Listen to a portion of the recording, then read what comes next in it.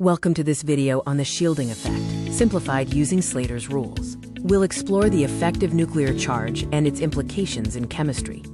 The shielding effect is the reduction in effective nuclear charge and outer electron experiences due to inner shell electron repulsion. This effect is crucial for understanding atomic size, ionization energy, and electron affinity.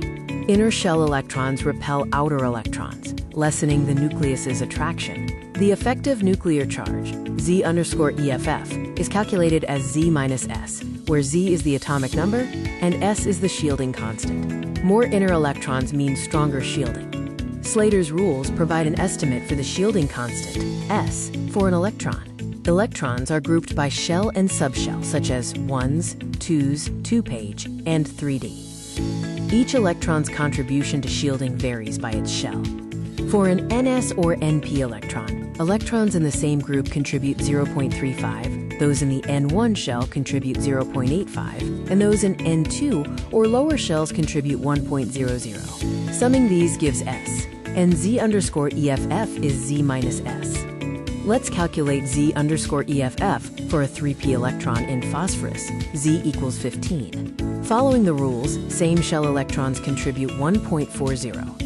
N1, shell electrons 6.80, and N2, shell electrons 2.00. The total S is 10.20, making Z_EFF 4.80. For an ND or NF electron, electrons in the same group contribute 0.35, while those in lower energy groups contribute 1.00. Higher energy electrons do not contribute. For a 3D electron in iron, Z_EFF is 6.6. The shielding effect increases down a group and decreases across a period.